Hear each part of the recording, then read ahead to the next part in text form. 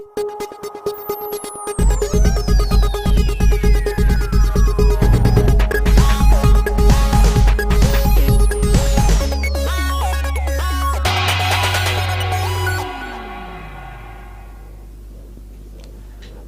Northeast Window ta Lokcheri. Hello and welcome to Northeast Dialogue of Northeast Window, a dialogue to connect the people of Northeast. Ngasi ko nekho thamjari special episode si gi topic si election campaigns smooth ai wang si ni Manipur da hujur Lok Sabha election 2024 ga mari leina tong political party singa masung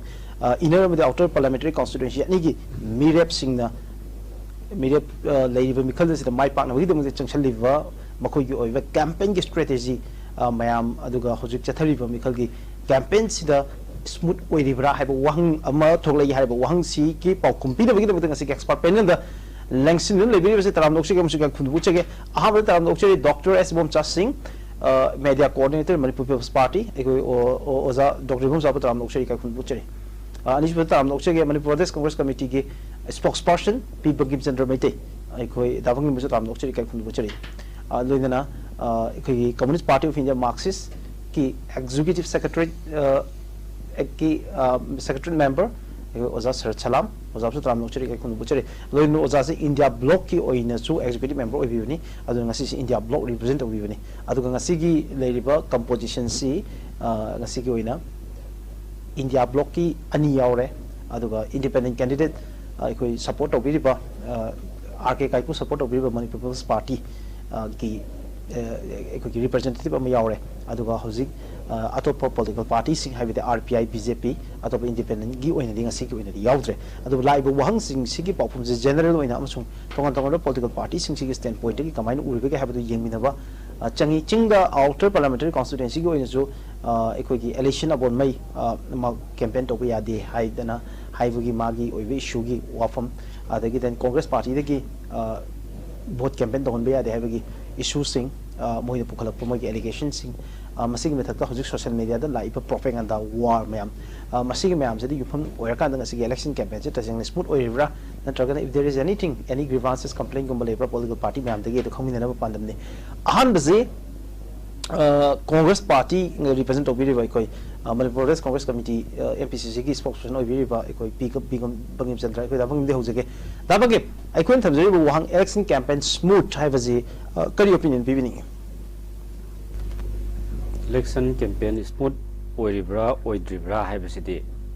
Keck हौबदगिना election की मनिन खरा खरा हौरकपदगी अदुम अखोइना उबा fungi अदगी अदु थमग्रकांदा अखोइ उखुलदा India block की हाइबा तारे अखोइगी outer parliamentary constituency की मिरेप ओइरिबा Shri Alfred कांगम Arthur की चम चमना अखोइ मोगी खुंदा खुंजा खरगा मीटिंग तौबदा हंजन हंजन अटैक तौरखिदना अखोइ अदुगुंबा कया अम थेंनग्रे अदगी सिदैदा इनरगी मिरेप ओइरिबा डॉक्टर बिमोल अकोइजम महाक की मफमदा असुक की मतिक थ्रेट लाकपा अदगी मफम अदुदा लाकदबनी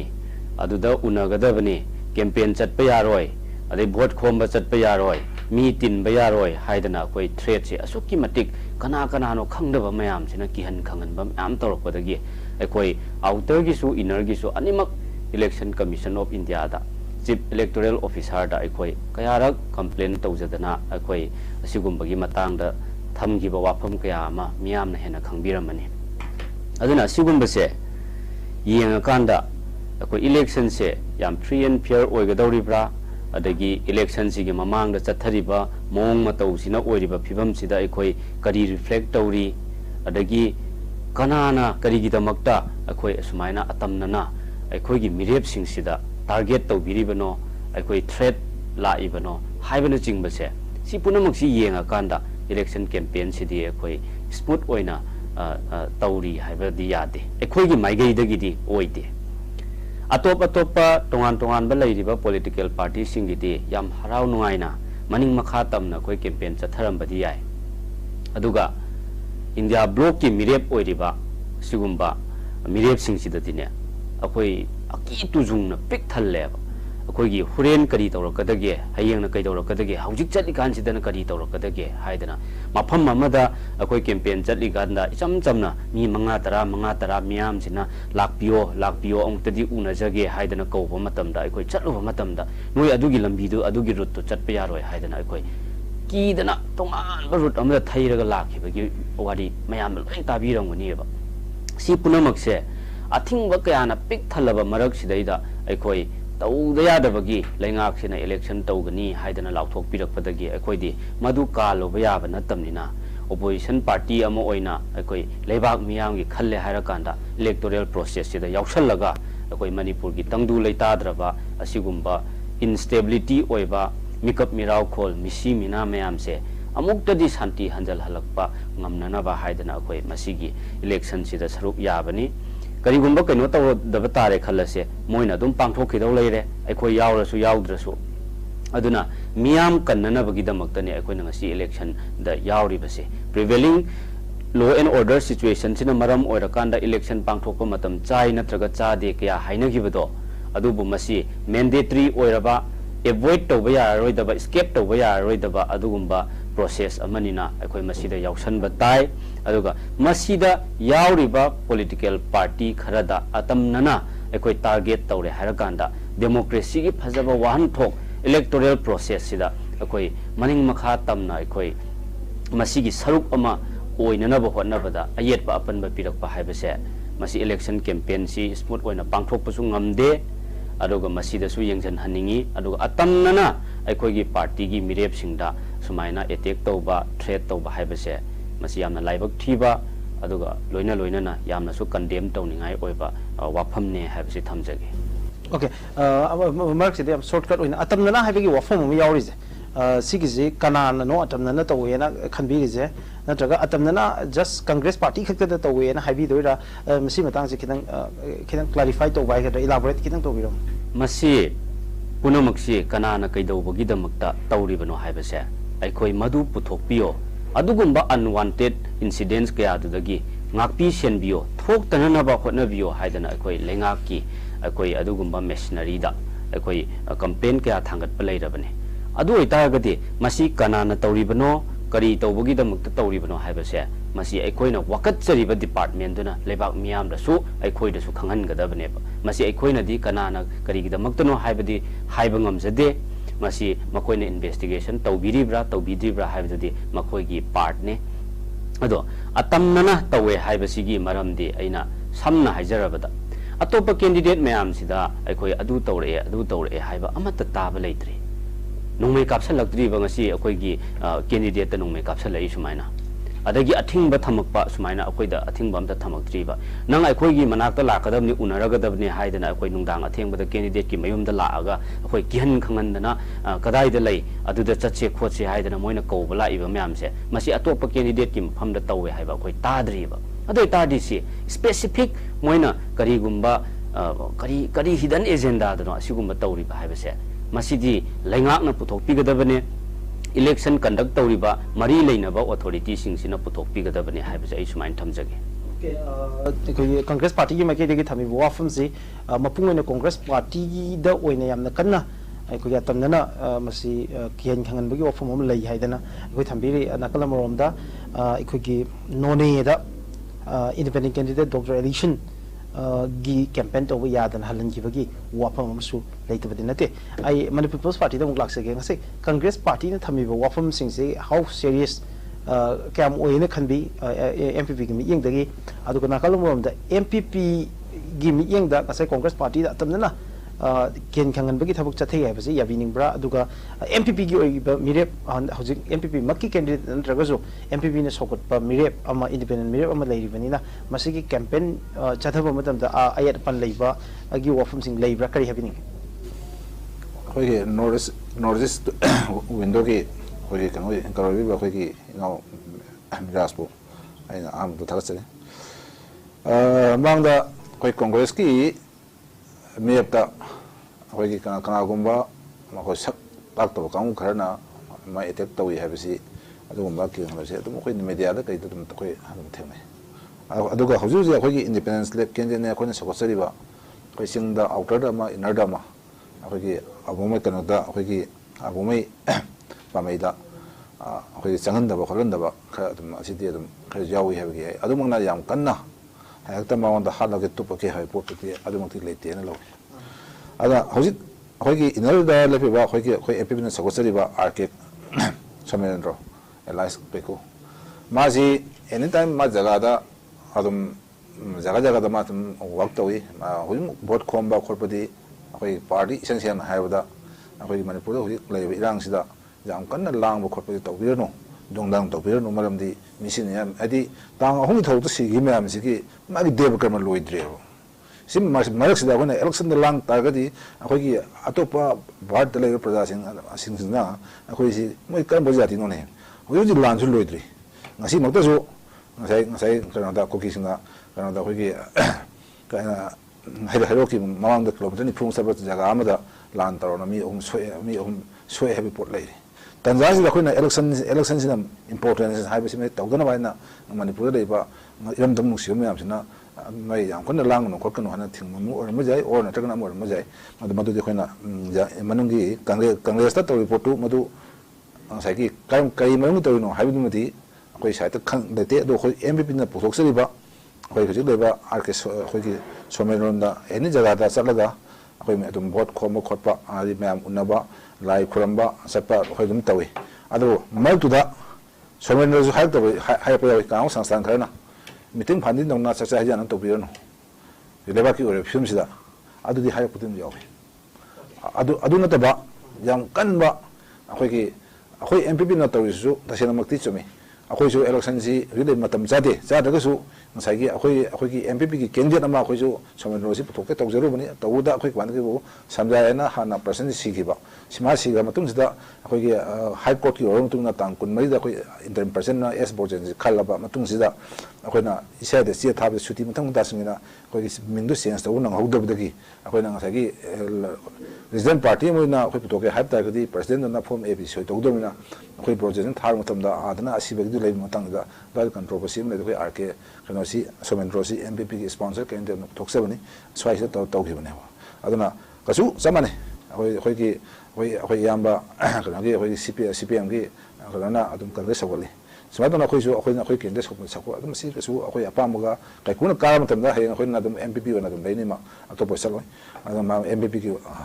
ꯋꯥꯈꯜꯂꯣꯟ ꯋꯥꯛ ꯇꯧꯅꯤ ꯃꯁꯤꯗ ꯆꯞ ꯃꯥꯟꯅꯩ ꯈꯜꯂꯀꯥꯟꯗ ꯑꯩꯈꯣꯏ MPPꯒꯤ ꯀꯦꯟꯗꯤꯗꯦꯠꯁꯤ MPPꯃꯛꯅꯤ ꯍꯥꯏꯗ꯭ꯔꯒꯁꯨ ꯑꯩꯈꯣꯏ ꯁꯥꯏꯀꯜ ꯖꯦꯀꯣ ꯃꯥꯔꯀꯥꯁꯤ ꯄꯥꯏꯅ ꯏꯂꯦꯛꯁꯟ ꯊꯦꯡꯅꯗ꯭ꯔꯒꯁꯨ ꯑꯩꯈꯣꯏꯒꯤ ꯏꯟꯗꯤꯄꯦꯟꯗꯦꯟ ꯑꯣꯏꯅ MPPꯅ ꯁ꯭ꯄꯣꯟꯁꯔ ꯇꯧꯕ ꯆꯞ ꯃꯥꯟꯅꯩ ꯋꯥꯈꯜ ꯈꯜꯂꯒ ꯑꯩꯈꯣꯏ ꯀꯩꯀꯨ ꯁꯨꯃꯥꯏꯅ ꯇꯧꯖꯈꯤꯕꯅꯤ Okay.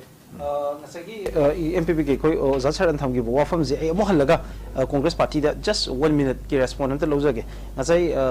kari thingbagi maram je Manipur da irang lai bagi masiga mari lena yam kanna tawganu haidana thingba oiramba yabagi othokpusu lai ga haibagi wafam amaka madumak ne haidra gazu kari happening adwai duga relate oibra na tragana it's beyond that kamai can be masi aikoi na yam kupna aikoi gi high level singna khanabira kanda thoidokna प्रजागी sentiment की प्रजागी will की against the सत्किबा लेते अखोई की मिरेपना अदुगा अखोई कांग्रेस पार्टी दी मियाम गसो अदुम खुसमनरगा चटमिनबा अदुगुंबा पार्टी अमनिना इंडिया ब्लॉक ना हंदक स्पॉन्सर तौरिबा सिगुंबा मिरेपसे अखोई ममांगदगी सो हंजन हायरगा लाक्सबने मसी कांग्रेस पार्टी की कैंडिडेट नते मियाम की ओइग्रबा मियाम द सिनरबा अदुगुंबा मिरेप अमनेबा अदुना असिगुंबा अखोई कनादा सु करी सु काइजदबा इलेक्शन की दी कांग्रेस पार्टी मु कैंपेन तौदबा पार्टी दी लेरमोय इंडिया ब्लॉक की हंदक की मिरेप से असी मु कैंपेन तौदबा मिरेप दी लेरमोयबा अदुना यामना लो लेवल दा तौदा यादबगी तंगाई फदना मियाम की मनाक चले हारकांदा अवाना तारबसिंग की मनाकदा ngahak pukmen paumen naba अखोई अवाना हंगबा चचबदो चमचमना असिदी सिटी चमचम्बा रूटीन प्रोसेस अमनेबा अदो सी खक तौबगी दमक्तदी अखोई अथिंगबा थमपने हाइबदि अखोई हाइनिंग देबा करिगिनो हाइतारगदिना ना कनो ओरंगनिबा ngasi paliba BJP lengaksina makhoi काररोय माइथीरनी प्रजा मियाम सिना मोइगी अगेंस्ट फजना लेपे हाइबसी उबा फंगकपदगी अखोइगी मिरेप ओइरिबसे मसीगी कइनो से पब्लिक की सपोर्ट से याम हेनगलकपदगी फजरकपदगी अखोइ अदुगुंबा मिपाइबा अखोइ अकीबा पोलकपदगी सुमाइन तौदना तौरीब जातला हाइबसिसु अखोई करिगुम्बा कांदा चिंगनरे कांग्रेस पार्टी की मके देगे आई रेस्पोंड होने के फेयर चांस हम बीजबने आई मथंग से इंडिया ब्लॉक की अनदर रिप्रेजेंटेटिव अमा लाइब्रेरी बने आई अमो ओजा सर तम लाख सके ओजा सर लाख चनिंग बजे ओजा ngasai MPP की वर्जन अमा हुजिक लाइरेबसे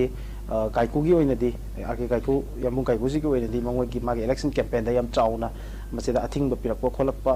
थोइना थेंगनादे हाइबगी वाफमनी adum yam smooth oina chatpagi mami tai habagi wafum kha yam phajana habiri nakalam da congress party ki winadi ayet papan ba yam chauna thoe madum nga tanna target tawgi wafum mali na haibani chingbo wafum yam kholai version ani je goni sum yeng matam da manipur ki lairiba hojur je ke election campaign gi machat mawong sida ozagi bo opinion ke lebi ahan bada ai wahida kitang khena bane akoi gi election campaigns smooth hai se siga sigi mamangda akoi hapta muki mamangda impact tv gi manu hunna da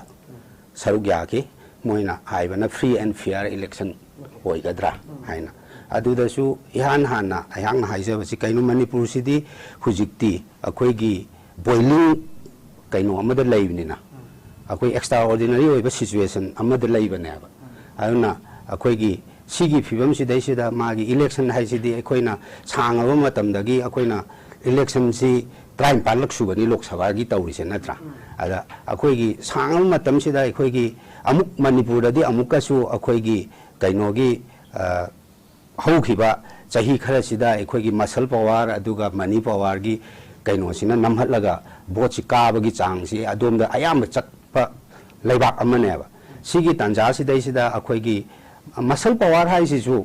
ayakna haijaki bise aduda aikoigi manungda akoigi money power na sawatra kanda muscle power thokte ba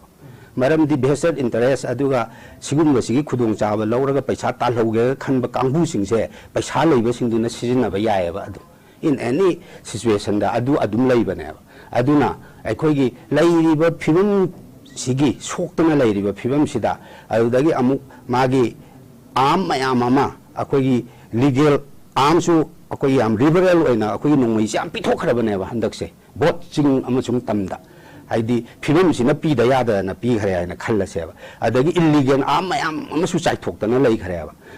illegal arm and legal arm animak lei diba singse akoi aina miyam kaino tawna haijaba nate akoi gi asengba akoi gi achumba chatpa mi singi makutang hakta sigi arm se leini haiba wafam si leite ba hujiki situation sida aduna si leitabani masi akoi vested interest sen amasung pangan gi sakti na bo sinam dana kagani haina khanba adumba kanghu dagi akoi gi kaino se season narakpa yabagi akiba lei haise ai impact da su tv da su thamja kheba aduga loina na aina ada thamja gi basida ayakna akoi gi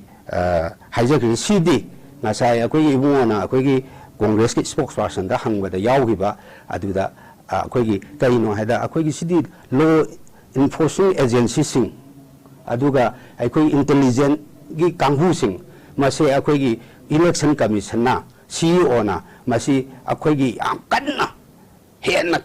khutpai che na pairaga season na gada ba tangkak amane ba manipur da di huji any complaint lak matam da madu yam thuna mi gi intelligence akoi da kana chingna ba lei akoi candidate ta tawe do kana chingna ba lei adu chingna ba lei ba khot parai na hangbei ma hutta akoi intelligence source da gi moina koi thi thi dok na phaduk pha khot pa gi thabuk se akoi gi haidi yam na prompt action lawga da bane huji ki matam sida di moi se yam na active oi hanga da bane ba manipur gi phim sida adumaina ayakna akoi gi thamjagi hujiki haizu sigi akoi kaino sida su haidi naksala ga election si amarom da ichil inausing na hujiki phim sida yengdoi si kaino da akoi gi election se india block ki inner parliamentary constituency gi election gi campaign si akoi na kick off tawa se akoi gi hana gi congress ki president oi viramba ai inau akoi gi local gi nambon gi yumda gi akoi kick off tawse na haukiba tang mari da achaw meeting ama tawra election na si meeting di tawda yada bane ba miyam ga wari sana duine ba candidate ka magi saugatli ba party sing siga kick off tawse na tawdu adudai da akoi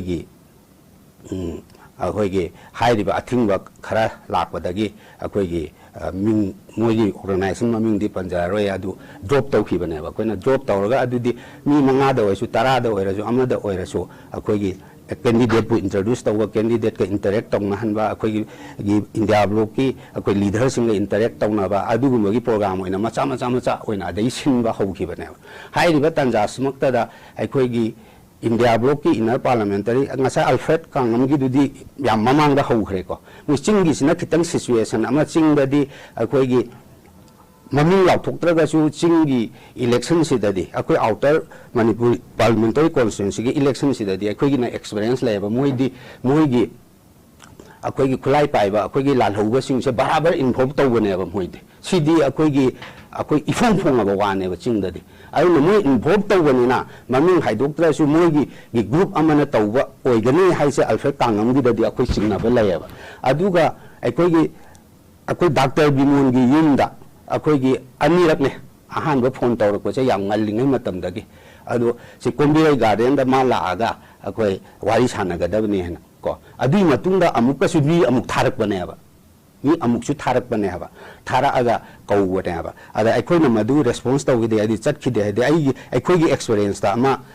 haija ge ba akhoi gi mari laina de na khan ba yai akhoi ni yam section da ba ya da ba mana akhoi gi 1980 da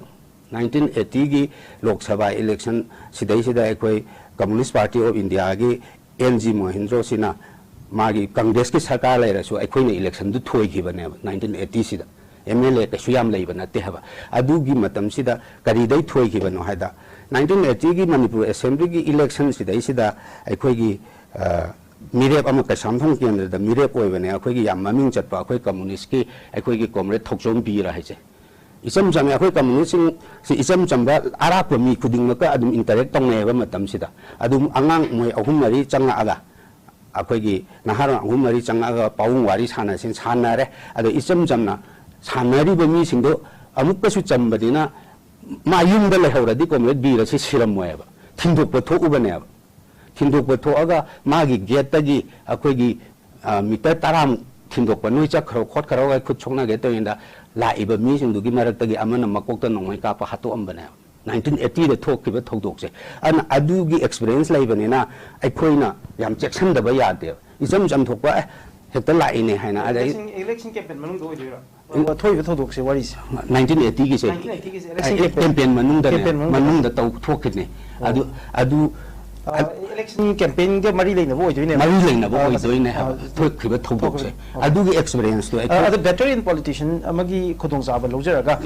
ikoi manipur da thok ki ba ha tare election related incident da mi si ba gi thodok se dum ayam ba tam da manipur se thoi but yamna chawba yam remarkable over significant over karam thodok sing manipur gi puari da thoki ba kitang highlight to pira hoji ki matam se 80s gi se sidai sida akoi gi ma khatta na te siri se ko akoi gi kaino si su amane ba akoi gi MPP gi hoji akoi gi mogi founder sing gi manunga yam maming chat ba akoi gi lusing ba amane ba major nirkomon hai se ma su adu gi election ga mari laina na hat ki bane ma su adu ga at the same time MPP की माइगई दगी अकोई की chief minister Oramba RK Ranbir से सीसु मकोक तन नमगा नुंगैना कापन बने को कापन बदा अकोई सिदा नमगा कापसे सिदा अकोई काप मतम सिदा सुमाइना लैथोकपा अकोई की पाउ रणबीर सिना सुमाइन लैथोकपा को लैथोकपा दुदा मिट ओइना चटखि बने अदुगा हिंदी हिंहौ बने खाइगी अचौबा थौदोक हाइ तारदी अहुम से थोखर बने मणिपुर दा अकोई की as election related ngatane related oiba matam da RK Ranbir se chief minister candidate oibra chief minister candidate ti matam adugi matam du da di oide adugi matung da ma chief minister oike oike koi rakhe masidiki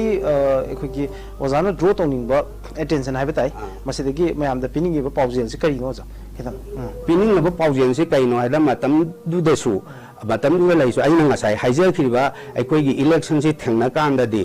India da aidi only Manipur da te India sida mani power masan power gi achauba role ma maning da lot ta lai bani na ai na ngai hai je masal power hai se mani power du tung da lai raga ne ba nang lupa karo tara si pitho ga ka da ma lokthok khara di ai ka ni khaladi si bharat ki atai me pham da yam chane achau supreme court ta case ma yam lai ba ayo akoi gi magi rival do hatu hangi ba si adum chat na ya ba Manipur da su hujikti 80s gi adai da gi horak paduna akoi gi aina hujik haije hujikti akoi gi achau actor ma yam ma political field sida Sen पाइबा लान Sen तालुरगा black money पई लेबा मयाम अमा political field चंगकपसे सीना मरम ओइरगा हानदी politics हाइसे India पुंबदसु अखोइगी सिदसु को मरु ओइना अखोइगी school की ओजा ओइबा सिंगबु खाइ यामना बहुत कारममेबा मरमदि छात्र ताकपी लमचत फजै ओजा हाइसे हाइदि मा गाइडेंस तौबा खोटपा अदुगी माना तंबिखिबा अखोइगी बेस 10 अमा 20 अमा पुथोखरबा अचौ असांग यावखरदि अखोइ ओजा लेपदि हाइना अदु कानरमेबा हाना मणिपुरदसु भारत पुंबदसु अदु चटनरमेबा यामना आइडियल पॉलिटिक्स ओइरमेबा हौजिकति पावर से कैप्चर तौखरबा मतुंगदा अखोइगी मा शक्ति सिंगनरगा अइना लोइना शक्ति से पामबनिना मीसिंगजे सेन पाइरकपा लान पैसा तालगा सेन पै पैदना पाइरकपा ब्लैक मनी पैसल लेबा मीसिंगजे माइ पॉलिटिकल प्लेयर ओइना लोइ यावसनरएबा हुजिकि मतमसिदा अदुना अखोइ हाइरबा मसल पावर मनी पावर से पैसा भोट सेंजेन बदुदा नटेबा पैसा नंगमिसे अखोइ वायलेंस मोइना क्रिएट तौंगमेबा पैसा हाइसिदे अदुदगी मियाम से सेक्शन गदबनी अदुगा अखोइगी बिमोंदा अखोइगी अल्फ्रेड कांगम दा खत्ते अटैक तौर ए हाइदना अतई कैंडिडेट सिंगसु सिदसु अपील तौनिंगी मोहिसु यामने सेक्शन बिगदबनी सिगुम्बा बेस्टर इंटरेस्ट सिंगदगी अखोइ लाइन लौरोइदबनी सिखक हाना ओके ओके याम फजना याम न्यूट्रल पॉइंट ऑफ व्यू दगे हाइदा ऑब्जेक्टिवली याम फजना एक वेटरन पॉलिटिशियन नमगी चपचाव मसकता याम फजन थंबीग्रे आई मथंगदी पॉलिटिकल एफिलिएशन गा मरी लेनेबो क्वेश्चन सिंग अदुम लाक्चगे हमजे आई ममांग दे कोई कांग्रेस पार्टी दे होगिबनी मदुदे किनंग थैदोर तोगा आई कोई मणिपुर पार्टी की ओजा हंगजगे ओजा लाक्चनिंग बसे ओजा हंदक की जे हजिक एमपीपी की ओइना पुथोइबा मिहुत से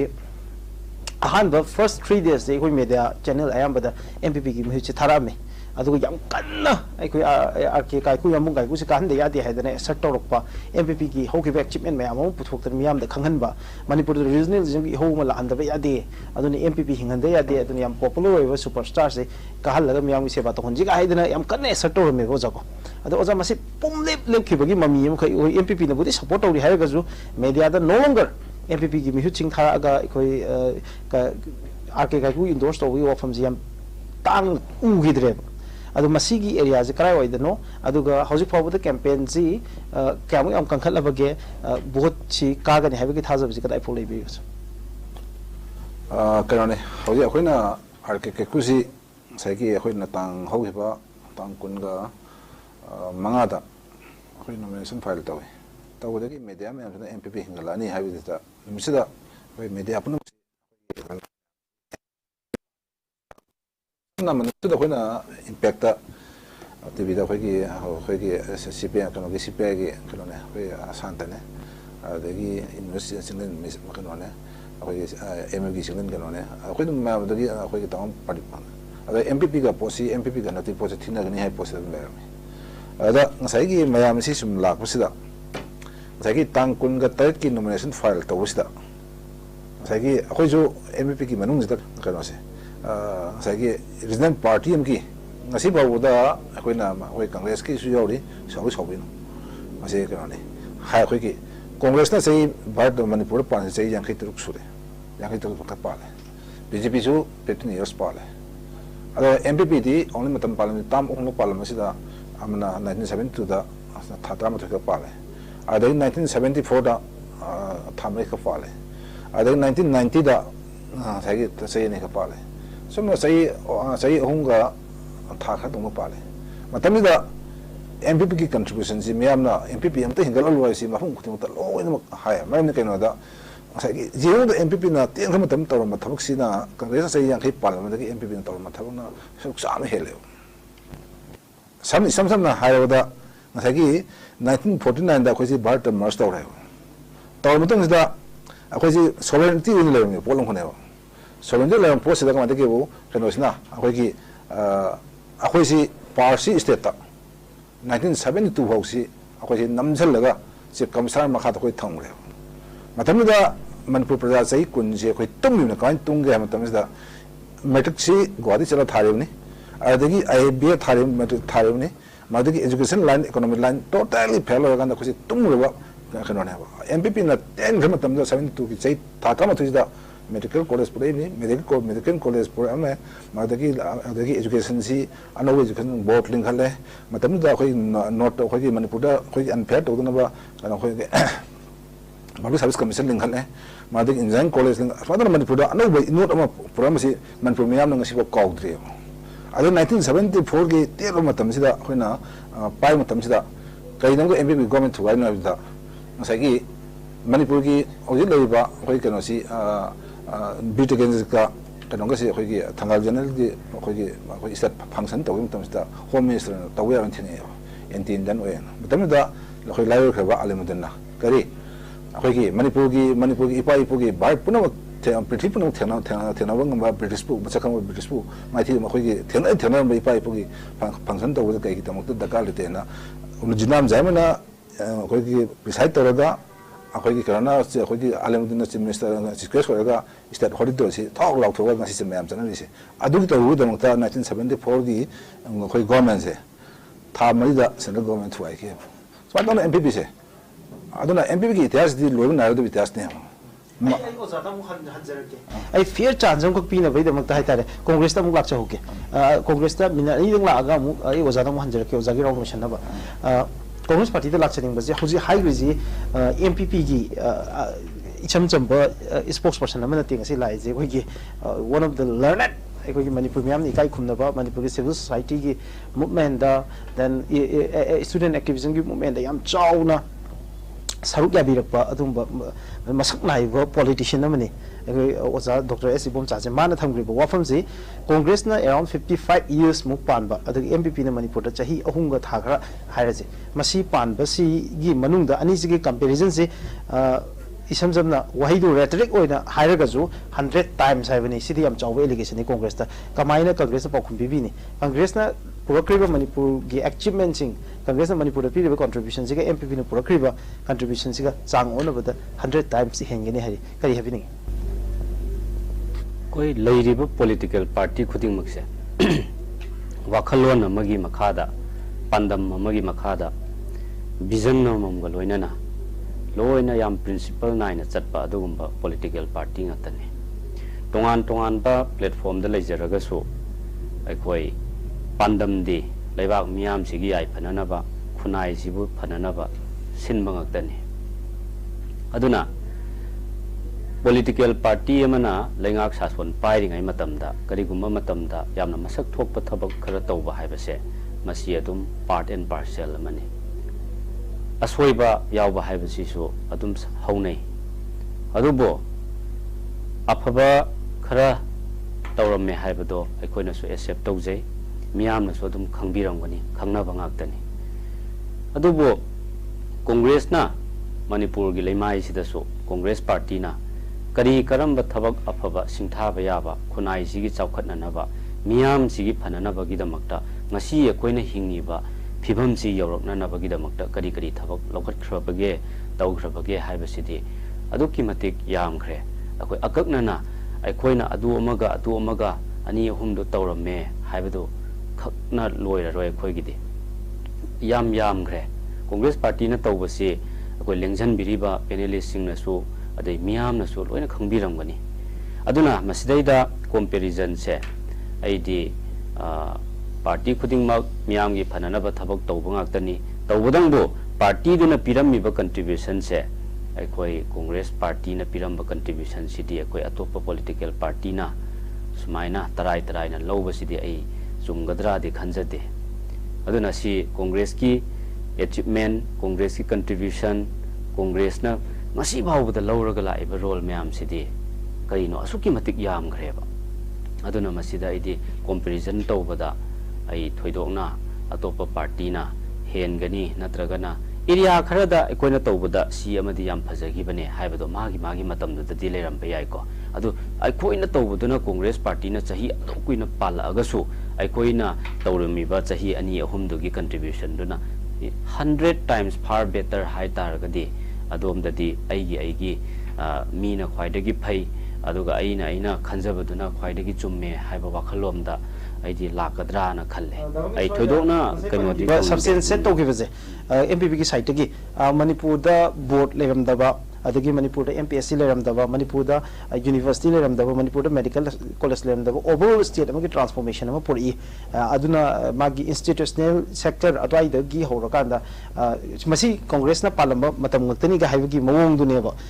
ekhoi gi ozan thambi gi wofam se aina haije minto ro ozana react to birakani kai kai heading adwai da kitang bi congress su si to me haibadu kitang adwai du da comparison ama to bayabra Congress party na hek leibak se transformation stage amane yamna kari phibam da leiramme haibadu dagi hujikna kari phibam da oire haibase si bhawgi sangraba duration sigi period sidaida aikoina tawriba thabak singse medical college hairo medical college amakhak akoigi adagi university amakhak adumaina tawraga leirammiba phibam dudagi kari upgradation lakhi adagi mamangda apart from that one particular medical college and university aduna chingba educational institution da lauramba adugumba role mayam do aduna tama masing thingamdraba kya Congress party na su lauraga la ibane haibu education sector da board se akoi Guwahati da chatlaga tawramme na akoi takpiriba panelist na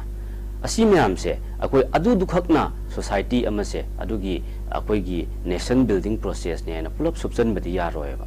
aduna haiba punamak to madu kari phibam dagi oihalakhiba aduga adugi hek next immediate step tana amu madu kamaina akoina pep toroga karamba continuation process ta hena afaba lambi da purakhiba haibna chingba mamang amasung maning da leiriba akoi adu kauthopa yaroeba aduna tangkak duna yaroeba tangkak amakak tuni yaroi oza congress ki reaction se kai respond to winning aina ngasai history of the sai lembo yaro to ba gas ki report on hai report aina ngasai ngangjari si document da paste to ngangjabani ngasai hoi babeli funga wari nati asida akoina thamni ni keno ni akoi ngasi lebak sa thengna problem myam si ngasai ki aina mas congress wa su nate BJP su wani national parties in the characters di adagi wave sing do asida implement to ne ba magi state ki posi ada diesel log de ba aduna number 1 da akoi jenei posi Manipur si kainu lambi si 1950 ka tuda ahanba Manipur parliamentary election da sida kainu lambi si thonba hore outer any never have posi ma prithvi india ma hum da amta lete swai sida singa tamga kainu masa ma hana sagi congress ki sina hana khoi ki Manipur ki hari akoi ji yawa Manipur da congress ki potential sin ki mo wakhal dinate mo national party mo yawjiru bani ada le posi Manipur se ki namdan important wa the whole after ignorance sida Manipur sa kai na masa am sing tam de to khai tanam oreba adagi 1960s da my development to the tok se 1960s da thongba MLA 1960 si Manipur ki tam to seng report man ate masi UPM sung bihar da leiba aso khoi ki station da leiba port si sing da leiba tribe groups sing si moi ki tam to protect to ba government of India na moi si aso jati sin sasan utong sem polang hone ba Manipur gumba 91% hills area sida 1960 ki MLR se apply to kan da ngasi Manipur thengna problem si masi su congress ki adi madam du ki parliament congress ki moi Manipur si mona kamai to development su do ning de adi 1972 ho sida congress na lisang sina congress na to party pan na te masi da masa sai jam sang sida ba ngai akhoi ki kano na le ma wa akhoi ki sovereignty na le jam Manipur se masi pusalla ka na namjal le thang gi se masi da ki kan tor pone ba 1972 da MPP na sagalam ba dam saram de kari gumang Manipur da ki Manipur ki economic growth tong tong ta spine mill ling hal eba paper mill si spine mill ling hal sai ta ni pan ta mu ran tor me MPP na se MPP ling hal Manipur ki economic growth tong tong ta lang si Manipur da ki le dana ba ado ka dawre bazar le ba mayang akhoi pesa pa ba singa kwa bi singna masi menzel lepta ka di north ato pa india ki le ba akhoi spanning mi am ki market le tre ma maram sina ka mantor ki hawda spanning si muthan ba business akhoi ki congress government da masi mutat kha adagi Manipur paper minsi lengana bi dam ta ji da akhoi MPP na propose na tawre ando ka da congress ki government matam da kana da akhoi ki asam ki pass gram da pithokre ai di raw material na ai sama sala pass gram ji ng salure ado sala ji ngure matam si ka ki raw material na ji de lore ꯀꯩꯅꯣꯅ ꯄꯨꯔꯛꯑꯦꯕ ꯑꯗꯩ ꯃꯅꯤꯄꯨꯔꯗ ꯑꯩꯈꯣꯏꯒꯤ 1970s ꯑꯗꯨꯋꯥꯏꯗ ꯑꯣꯖꯥꯁꯤ MPPꯗ ꯑꯗꯨꯝ ꯂꯩꯕꯤꯔꯕ ꯑꯩꯗꯤ ꯀꯩꯅꯣꯅꯤ ꯑꯩ 70ꯗ ꯂꯩꯇꯦ ꯑꯩꯗꯤ 70 ꯑꯗꯨꯋꯥꯏꯗꯨꯗꯤ ꯑꯩꯈꯣꯏ ꯄꯨꯔꯗ ꯑꯩꯈꯣꯏ ꯁꯥꯇ꯭ꯔ ꯑꯣꯏꯔꯤ ꯑꯣ ꯁꯥꯇ꯭ꯔ ꯑꯣꯏꯔꯤ ꯃꯔꯝꯗꯤ ꯑꯩ ꯏꯁꯥꯃꯛ ꯃꯅꯤꯄꯨꯔꯒꯤ ꯀꯟꯇꯦꯝꯄꯣꯔꯔꯤ ꯍꯤꯁꯇ꯭ꯔꯤꯗ ꯋꯥꯛ ꯇꯧꯕ ꯃꯤꯅꯤ ꯑꯩ ꯗꯣꯛꯇꯔꯦꯠꯁꯤ ꯀꯟꯇꯦꯝꯄꯣꯔꯔꯤ ꯍꯤꯁꯇ꯭ꯔꯤꯅꯤ ꯃꯔꯝꯗꯤ ꯃꯅꯤꯄꯨꯔꯗ ꯀꯅꯥꯅ ꯀꯩꯗꯧꯏ ꯍꯥꯏꯕ ꯄꯣꯠꯁꯤ ꯑꯩ ꯃꯨꯟꯅ ꯈꯪꯉꯤ ꯗꯣꯀꯨꯃꯦꯟ ꯂꯩ ꯃꯔꯝꯗꯤ ꯃꯅꯤꯄꯨꯔꯁꯤ ꯚꯥꯔꯠꯇ ꯀꯅꯥꯅ ꯄꯨꯜꯍꯜꯂꯤ ꯃꯅꯤꯄꯨꯔꯗꯒꯤ ꯃꯣꯏ ꯇꯔꯦꯠ ꯆꯠꯂꯒ ꯑꯩ ꯔꯦꯀꯣꯔꯠ ꯂꯩ ꯑꯩꯅ ꯉꯥꯡꯖꯔꯤꯁꯤ ꯑꯩ ꯔꯦꯀꯣꯔꯠ ꯂꯩꯇꯕ ꯄꯣꯠ ꯑꯝꯇ ꯉꯥꯡꯗꯦ ꯑꯣꯀꯦ ꯑꯣꯖꯥꯅ ꯊꯝꯈ꯭ꯔꯤꯕ ꯋꯥꯐꯝꯁꯤ ꯌꯥꯝ ꯇꯦꯟꯅ ꯊꯝꯕ ꯑꯣꯏꯔꯒꯁꯨ ꯃꯔꯨꯑꯣꯏꯕ ꯋꯥꯐꯝ ꯃꯌꯥꯝ ꯑꯃ ꯌꯥꯎꯔꯤ ꯃꯁꯤ ꯀꯣꯡꯒ꯭ꯔꯦꯁ ꯄꯥꯔꯇꯤꯅꯁꯨ ꯁꯦꯡꯗꯣꯛꯄꯩ ꯇꯟꯖꯥ ꯑꯃ ꯄꯤꯗ꯭ꯔꯒꯗꯤ ꯃꯁꯤ ꯑꯣꯖꯥ ꯐꯤꯌꯔ ꯑꯣꯏꯔꯣꯏꯗꯣꯏꯅꯤ ꯗꯥꯏꯂꯣꯒꯁꯦ ꯑꯗꯨꯅ ꯑꯩ ꯀꯣꯡꯒ꯭ꯔꯦꯁꯇ ꯔꯦꯁꯄꯣꯟ ꯇꯧꯅꯕ ꯃꯇꯝ ꯑꯇꯦꯟꯕ ꯃꯇꯝ ꯈꯛꯇ ꯄꯤꯖꯒꯦ ꯗꯥꯕꯪꯒꯤ 1951ꯒꯤ ꯏꯁꯨꯗ ꯏꯟꯅꯔ ꯑꯃꯗꯤ ꯑꯥꯎꯇꯔ ꯃꯅꯤꯄꯨꯔ ꯈꯥꯏꯗꯣꯛꯈꯤꯕ 1960ꯗ MLR Act Manipur Land Revenue and Reform Act 1960 pusalakpa adagida 1972 fawbada Manipurda aikogi Manipurgi development yumpham oibe institution amda thambiram da haiba allegation mayam am thami kamai respond tawbi masi loinamak aikoina chumme haina lobadi yaroi haibadi aikoisu political party amada leiribani adagi loina thijan humjan jaribani fake and figure haibadu aikoida su loina leijai ado wazana कोई नत्रगना मियामना खंगनबिबा अदुमाइना अखोइसु fake and figure हाइबसिदि अई खक्तगी नते any XYZ अमा खक्तगी नते मियाम अपुंबगिने fake and figure हाइबसिदि चेनबा यारोय अदुबो अखोइ हुजिकी पनबिखिबा असी लेरमे अदगी अदुगी मतमदना अदु कोई चनगिद्रे डिफंक ओइग्रे सीग्रे shutdown तौग्रे हाइबिरिबसिंग अदगी सुमाइन तौदना Congress की मतमदा अदुगुम्बा एक कया अमा अखोइ सुमाइन तौदना थमजन बिरमबने मोइना कयिम तौबिरमदे चाखो थौरांगी लमदा ओइरो एनी हाइना तौरिबा म्यामसे मसी अदुदी मणिपुर कौबा लमदमसे अखोइ तेनग्रबा चाही अहुम मरीगी ड्यूरेशन दुना अदुगी टेन्योर दुना लोइना ओइहलखिब्रा हाइबसे मसीदी question तौबदा लोइना answer थोकनिएबा Masih Manipur haiba wangse Congress party dagi am phajaba wang mang kamai wang pi Manipur da ngasi thengari problem yam se Congress na palam balengak tu ki result ne Manipur da ngasi India state amaga manaba ngamduna ngasi lekha tana le se Congress na palam ba result kana ne Congress ne have jai Manipur na bharat policy Congress khoi ki credit have di ai matu di jai mayam de Manipur da bharat punbasi Congress asauba honabum ki kanone madumadi ai support toy adoga Manipur ngasi bharti lebe station ngam khoi thong man chapti Congress ki administration sore pudini Manipur jengwa miang gi nebji thamjale ai bo ozan thabiri bo wafam sima ai dabangim da laga dabam king round hodringi mamang da ozang sai Congress ki mathak tadi wafam ya mama MPP ki makai gi thamgre MPP jo hundat ki election sida directly involved tori maramdi as political candidate amagi prime supporter oina haiba political party si candidate am oina thom badagi election ki issue khara electoral issues khara leki badagi madu support to thokibani sponsor candidate oina thokibani oza aduna atopa contending candidate singse BJP candidate then RPI ki candidate leiriba then atopa independent candidate sing leiriba makhoi dadi kari opinion lei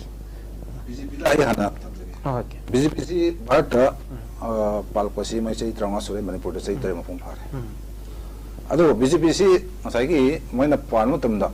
kamater ki atal ver bas ba ki parmu tamda madrasu Manipur si thuai na ba masai ki sai mai khoi attention thol mi try pan share le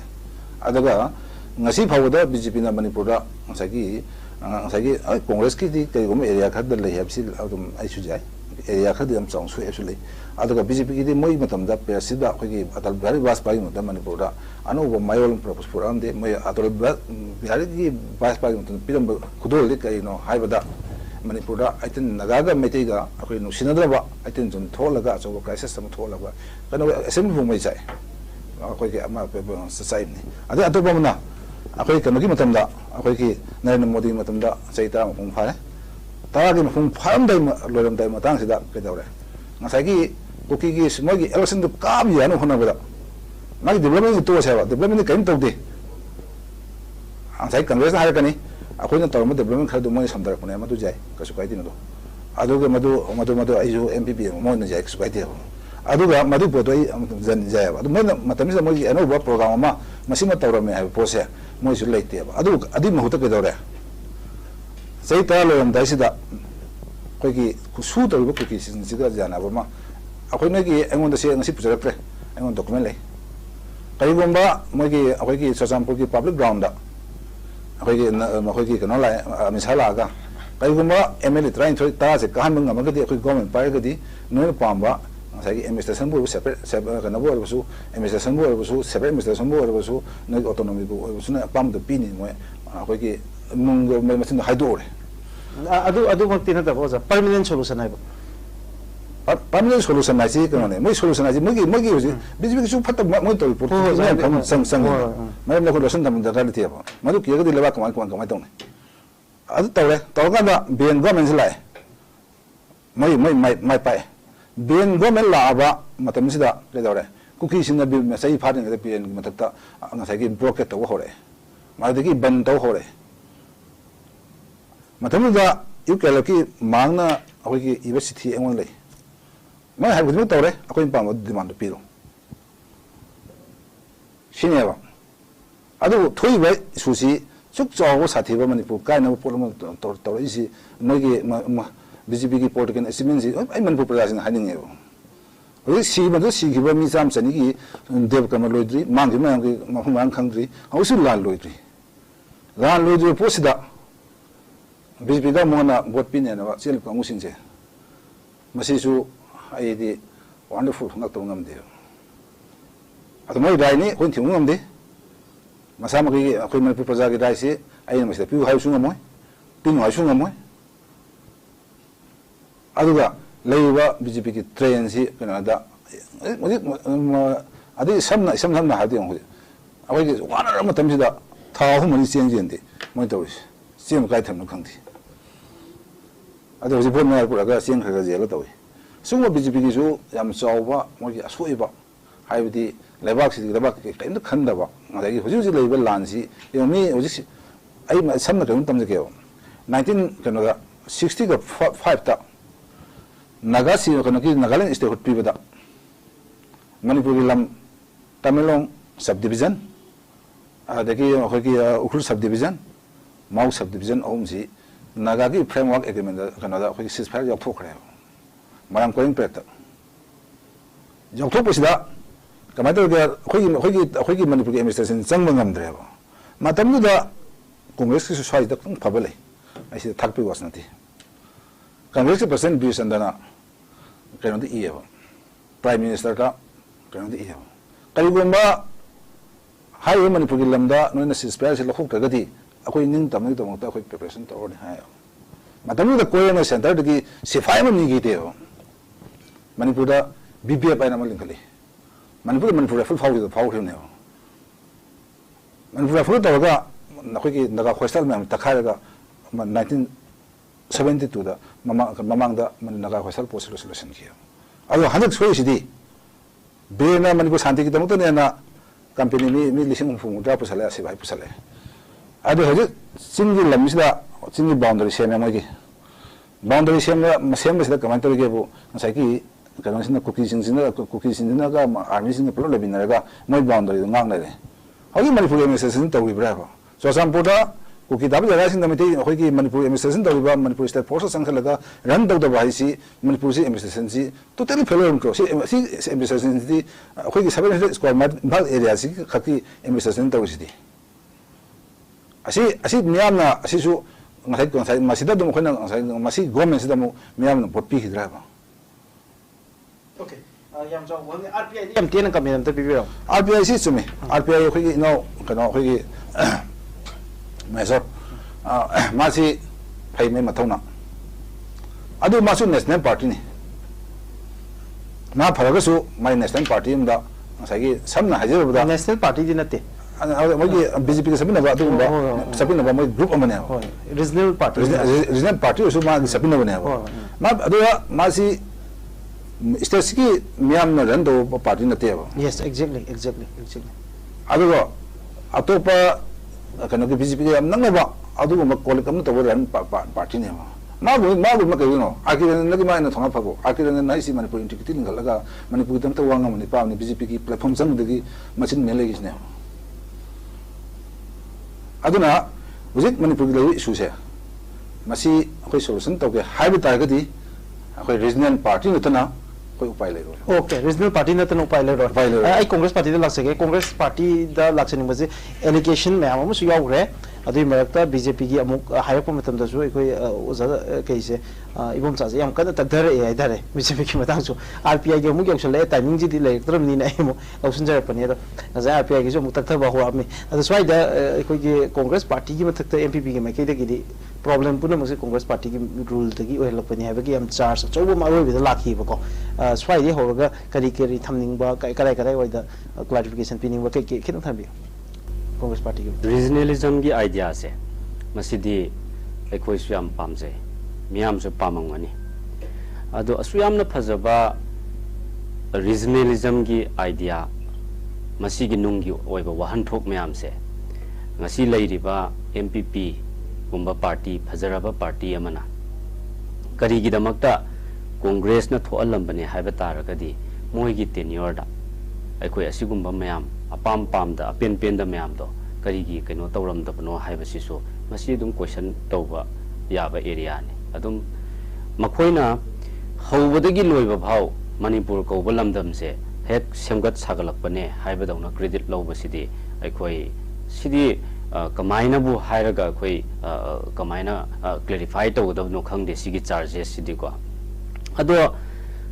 अखोई हायरिबा ma'am से असुकी मतिक फजरबा regionalism की idea लैबा सिगुम्बा political party अमना सांग्रबा मतम से अखोई tenure खरा मतिक अमा तांकक अमा अखोई लैबा म्याम की सेवा तौरमे हायरगा तुमगा लैथो उरी से करीगिनो मखा ताना चथबिरमद्रिसि करीगिनो मसिसु कांग्रेस पार्टी ना सिहनबो ओइगदौरिब्रा कांग्रेस पार्टी ना सिहनबो ओइगदौरिब्रा जस्ट 1 मिनट करोने एमपीपी तुमनती पॉलिटिकल हाइसी खसाकी इंडिया से कांग्रेस से भारत निंतम लवंबा अदुंबा यामना भारत से सकलम अदुंबा पार्टी ने कांग्रेस तुमसिदी लाइक दैट एमपीपी सु political ICD matam ke dum MPP su matam khara mai leader matam de leader ID khoida maming ni panungre moi khara party si senglom be polong seran to antor ma khada ki party si haidarom na okay dabang makada aduna congress na soiram bane harasu party matana ngasi phau semdok peleite noina adu soiram bane haidana charge toba blame toba khaktane adagi ngasi uriba khuding makse akhodi manipur da ngasi mak akoina sida pangthokpa ngamdana asiguma program ama chathariba ngamiba uninterrupted power supply se sisu akhoi kana gi credit no loina khange ado election maya sida akhodi akoi party na adu tawram bane haibadudi hainingde ado haibagi di loiba nai roi congress ki contribution de ado si meam se loin to khrakanda ID political party masen akhoi ngangna basidi kano election maya gi oina dum man gidra di khalle अदुबो हाइबिरा अमनिना I खितंग सेंगदोकजगे regionalism की idea सि मियाम नसु पामेबा MPP मसामक नसु पामेबा अदुबो करिगिदमक्ता regionalism की idea से अखोई अतोपा तोंगान state तदि असोकी मतिक थौना लेना मतिंग थोकना मियाम की सेवा तौबा ngamaga manipur dana अखोई तांकक अमका अखोइना मतमदुदा अदु तौरमबने हारगा वारी दु खक्ता कंटिन्यू तहोरगा थबकना पुंगलेप लेप खरिजे करिगिनो अदगी पार्टी ऑर्गेनाइजेशन पुलप सिहल्लगा थम्मिसे करिगिनो हुई सांगबा मतम सिगी था 13 गी अखोई मतम सिदा अखोई MPP is a political party अमो ओइना करी करी मेजर कंट्रीब्यूशन लौबी खरबगे करी करी अचीवमेंट अखोई सुमाइन तौखरगे हाइबसिसो मियामना लोइना खंगनीबा अदु फत्रे हाइदना ngसाइगी स्पाइनिंग मिल अदु कइनो तौरमे हाइरे अदु तादि यामना विजन लेबा पार्टी अमो ओरंबा तारगदी अखोई मदु अमुका हिंगत हन्ननबा मदु सेमबा मतमदा अखोई तुंगी विजन अमगा लोइनना अखोई कमाइन तौरगा सेमगदी मसी अदुम कइनो तौरगा लेगनी अदुम कंटिन्यू तौबा ngamgani हाइबना चिंगबा अदुगी रोड मैप मयामदो फजना यालमगदबनेबा अदु मयामदो अमता हाइदे अदु कइनो तौदे अखोगी मतमदा अदु तौरंबने हारगा अदुगी वारी दुना अखोई अदुम कंटिन्यू तौरगा अदुगी वारी खरदु पुरगा अखोई पुंसी सुपा अदुम अखोइना अदु तौरंबने हारगा लेबनदी अखोई लेबाक्सिगी अदुगुंबा यामना याइफबा कानबा पीबा ngamba political party amane habdi yaroyaba aduna just one interruption 1 minute interruption the loge jigdabaki na thami wafam it is not just congress party gi nate BJP dagi su any political party dagi MPP da tatan haibase chumme MPP gi yam glorious ira am leigre aduna mathong na leina thabuk tawame adugi wari du dang liraga MPP na leiradra haugi ba asok sangu matam je kaimta tawdana MPP gi party issue sikang tang ne ba khabar da yam yauri je asigi issue sina dum dominate to wa narrative of the chatladra lebak ki oina di actively contribute to khidri ke gino question sina ka hebini kanone mase khoi lewa ki na sagi MPPD asuri sum thoi maram di akhoi ki Congress na 1949 1972 pai matam da ma sui matam du sum thu kan da Manipur se Manipur na ngasi education ki mangla lam fra me ba madi Manipur da medical science na ngasi north akhoi kan tori ba akhoi advance oi ba evi hiong muting da akhoi MPP na ba da Manipur law ni pan su ko salut na 1990 da taron ba agriculture university program ba akhoi matam ho pai ma da akhoi lewa ki tam ta tungi bijal lu taron me ba akhoi su akhoi kai go kha sumi akhoi Manipur da MPP khan abi da jaw sumi ma da sam sumi ba madu punam to akhoi su masi matam da akhoi masi khana su khana maram lei madu khana jasno ado amaram da akhoi MPP se handaki starting akhoi kai kusi akhoi na support to budagi akhoi MPP khana punam se lo sella matung da akhoi MPP thalok sara pone ado mahata bada akhoi Congress na sai ina akhoi ngau na haibu kasu kaidi akhoi na mana haibu du sai gi hana soi mem du sumtu agas man to wada akhoi luin lei akhoi na government dum pai du yong akhoi di bhai sarkar da akhoi pesa pi haibu ba no Manipur se ngasi bawo da Manipur na Bharat 1976 years pul kan da Manipur ki package aso ma ngasi bawo da thada ga Manipur economic growth no to de lambi thon kra semba am habis di modi sandan lambi ne bo masi moi sandan na masi economic da kan da masi di tanga phangda wani masi Manipur da ngasi bawo sei humda to sida Bharat sarkar na kamai je ni se lambi da kamai je ni kamai da je irrigation kamai je ni se ai part hai ge okay yeah amuktan MPP na sarkar pailo haibagi conviction nama de yauri adwai ga khoi tawge khu ke India da pisani biro hari makhada MPP na sarkar paibada Congress party na su thingde thingbagi right su leite aduga akhoi paigano haina su akhoi oppose tawgide ado ID regionalism se regional party se yamna thamoi da yam nungsi jaba misak ama oina na ID MPP gumba da di kya di charge tawning deba haidi yam nungsi jaba political party amagi platform da leijabo oraga su akhoi di regionalism gi idea se yam pamjayaba adu aina bhawba Congress party da leiriba ai makna phawba regionalism gi idea se nungsi jaba taraga di misam praja mayam se de kyam pamangani adu miyam gi aningba apamba ihul sibu khangna chapiba ngamdri si MPP na political party ama oina kari gi noba adu akoina huji anchor na su hangbibada MPP na asuk sanglaba matam si kari gi damakta tummaga leigibano kari gi damakta haugi ba wari khakta liraga leibibano haibada su adugi answer pibirakadra hairaga akoi amuk 1949 1950 gi Congress na haina adom da wari lakpiba MPP na kari gi downfall oirakpano kari gi developmental works miyam gi thabak lepkhibano haibadu gi answer di pibiramdreba aduga Congress ki oina wari libigreba paukhumduda akoi na haining badi right to education na yam ngangbiri ba political party kaya amana ngasi right to education ga haji kanana purakpano right to food act ka si kanana purakpano right to information act ka si kanana purakpano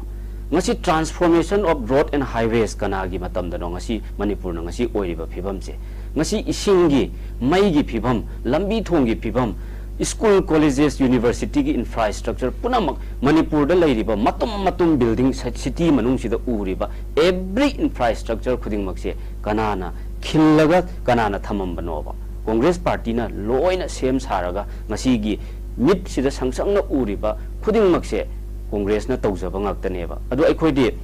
si tawe se thoina di haining de miyam na hena khangba potne na tawbadong bo aikoina haining badi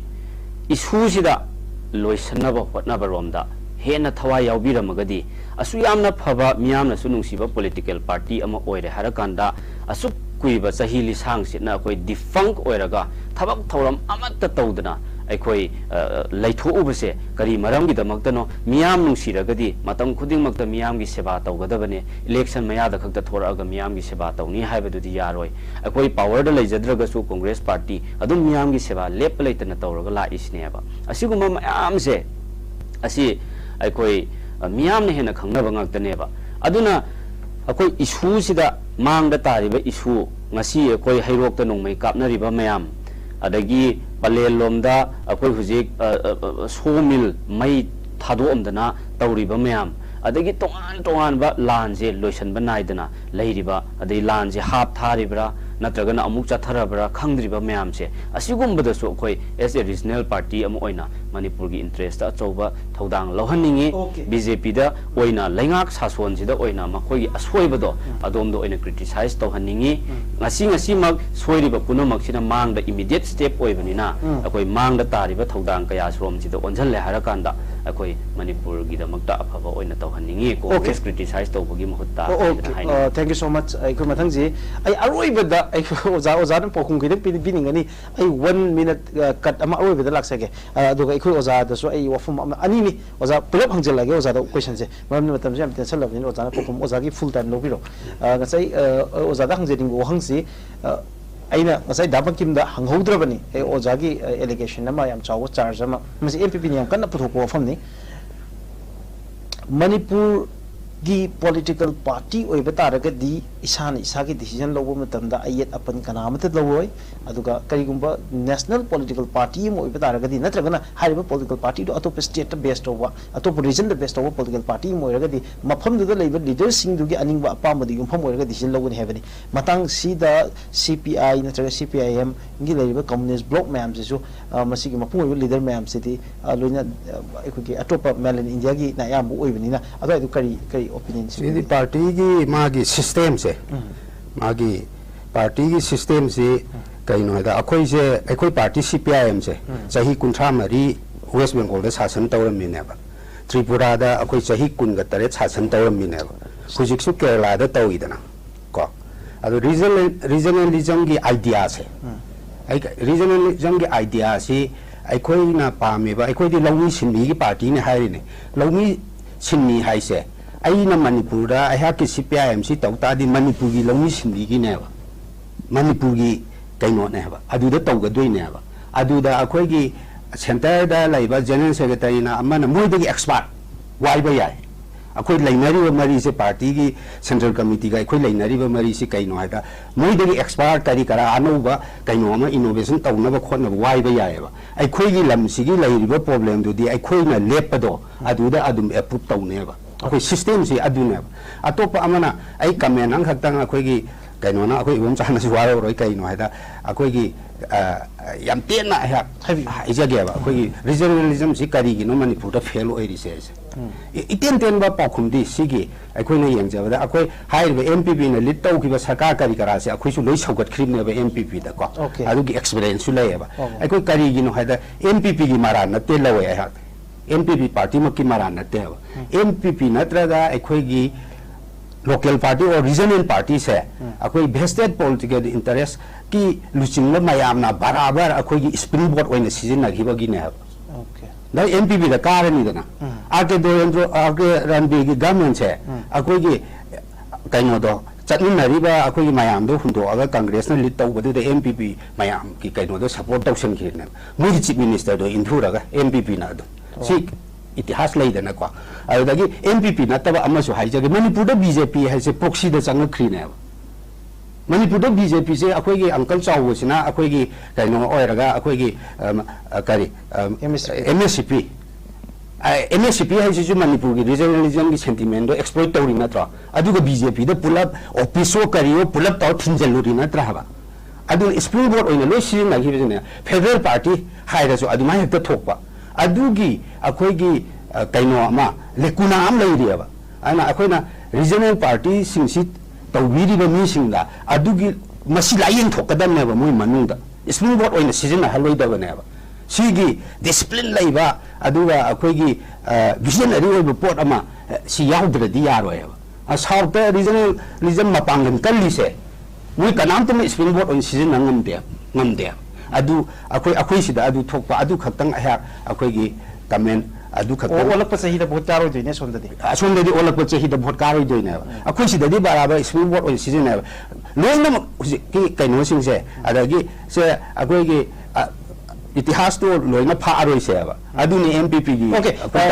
ai ozada yam noi bo hangama lasening ba se akoi gi hauzik CPI amadi CPIM na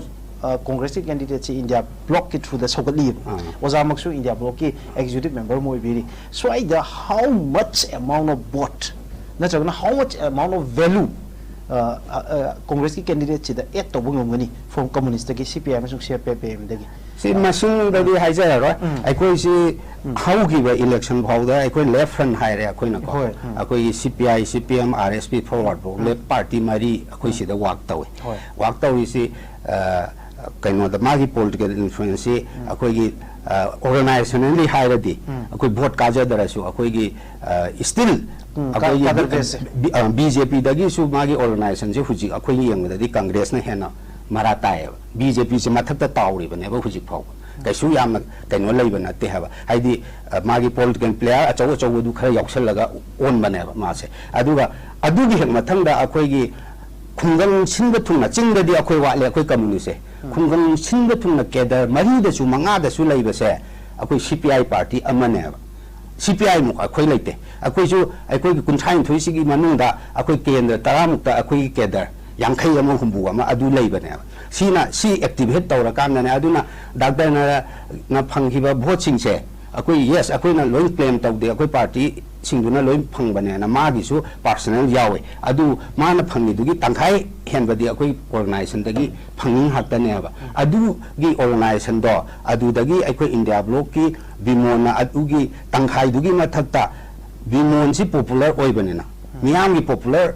akoi leader ama oire ba bimon se miyam gi apam ba mangon da layaba ayuna akoi cadre singsina thawai yong na grassroots thabuk taw matam da akoi gi smoothly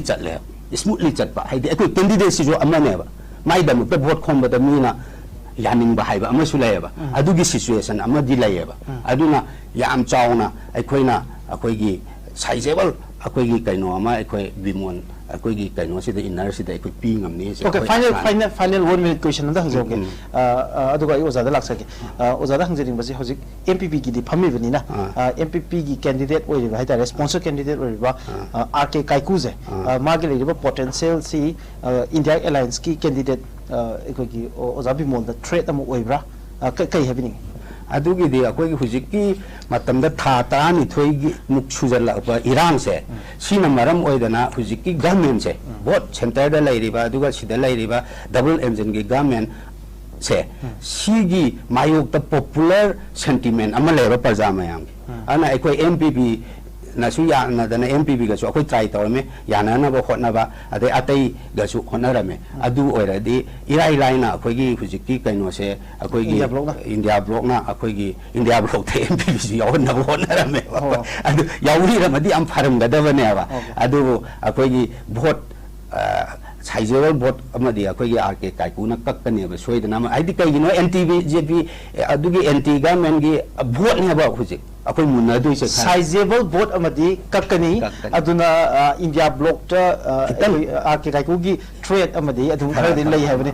one comment amda ilong joge kai Congress party gi India block ti oile adu oila su akoi Kaiku na kakthra su huji akoi thajabadi akoi overcome taw ngamni India block ki candidate na mai pa ka ne okay ai ozada final kai pirake blue pirake ai kai da dabagim Congress party de gi India block ki leaders amana thambiri bo ofam se kai habini one minute aseng ba makne akoi Congress party gi leijari basiga adagi tongan ba like minded political party sing na magi leijari ba adugi area duga adagi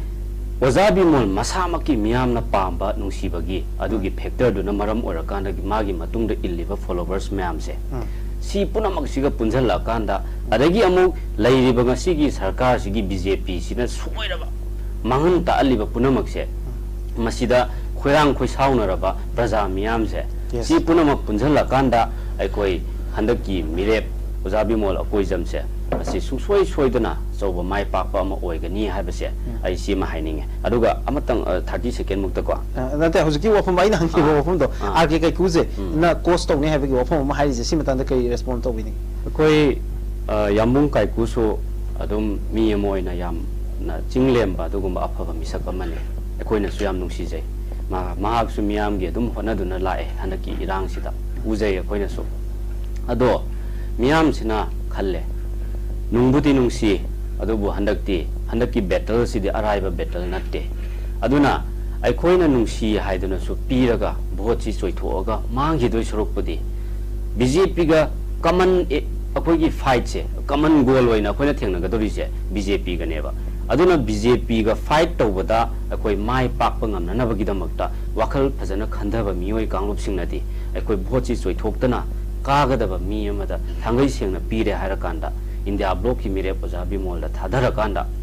kahannaba honarakani haibase sina maram orakanda I yamung kaikogi akoi asigumba yam chawba impact makti leigadaba mande adu mahaksu afaba misak amane na mahaki voter kharadi adumuk leiramgani madu makna thoidokna akoi akai badi piroi adum ojabi molna soidana mai pakani haibase akoi thajajai okay ai arobe je akoi ojadara se ojadara hakse ko doje hojik